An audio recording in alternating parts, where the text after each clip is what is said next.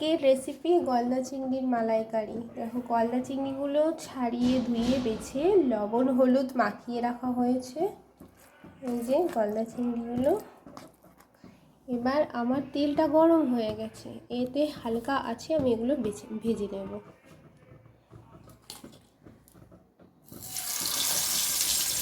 এক এক করে ভেজে নেব। যেহেতু চিংড়ি মাছ সেহেতু হালকা করে ভেজে নেব, খুবই হালকা করে ভাজা ভেজে তুলে রেখেছি। মাছগুলো ভাজা হয়ে গেছে। এবার আমি তেলের মধ্যে একটা শুকনো লঙ্কা ফোড়ন দিয়ে দিলাম আর কিছুটা সাদা জিরে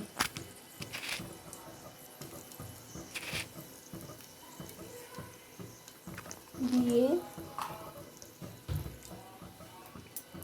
একটু নেড়ে নিয়ে কেটে রাখা টমেটো আর ক্যাপসিকামটা দিয়ে একটু ভাজা ভাজা করে নেব।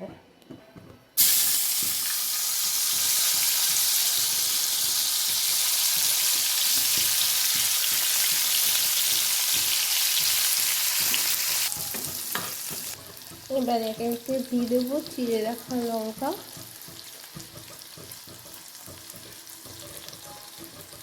আদা বাটা 1 চামচ,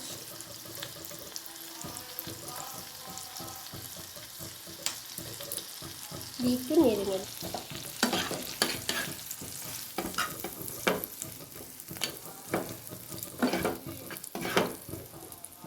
একটু কষিয়ে নিচ্ছি। এবার একে দেবো হলুদ গুঁড়ো, পরিমাণ মতো হলুদ গুঁড়ো, পরিমাণ মতো লবণ গুঁড়ো, লবণ,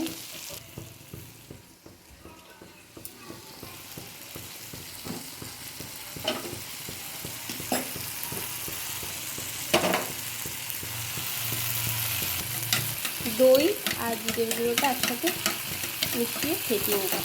আর এদিকে আমার এই রান্নাটা তেলও ছেড়ে এটাও দিয়ে দিলাম।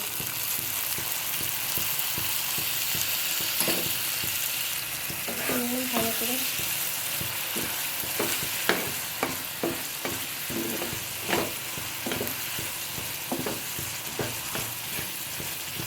নেড়ে ছেড়ে নিচ্ছে।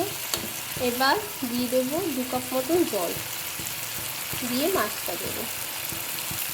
হয়ে গেছে, 2 কাপ মতন জল দেবো।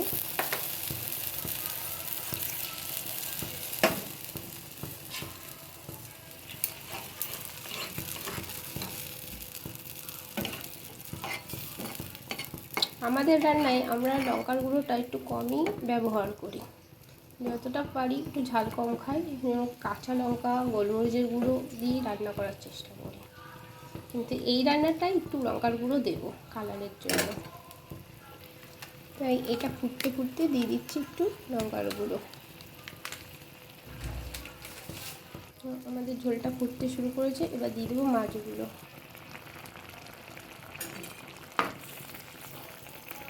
এক পিঠ হয়ে গেলে আর এক পিঠের জন্য সেদ্ধ করতে দেবো। এখন এটা একটু 5 মিনিট হোক, এক পিঠ আবার 5 মিনিট, 2 মিনিট আর এক পিঠ হবে। মাছটার এক পিঠ হয়ে গেছে, এবার মাছটা উল্টে দেবো।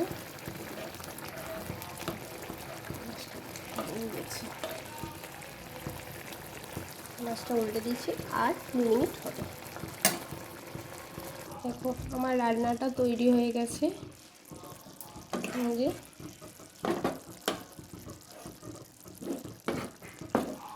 এবার আমি গ্যাসটা বন্ধ করে দিলাম। দেখো কেটে রাখার পর এই যে আমার মাছের রেসিপিটা এরকম হয়ে যাচ্ছে। তা বন্ধুরা, কেমন লাগলো গলদা চিংড়ির মালাইকারি একটু কমেন্ট করে জানাবে। তোমাদের কমেন্টের তাহলে আরও উৎসাহ পাবো। আজকের মতন এই পর্যন্তই আমার রান্নার রেসিপি। আবার দেখা হবে অন্য সময়। বাই।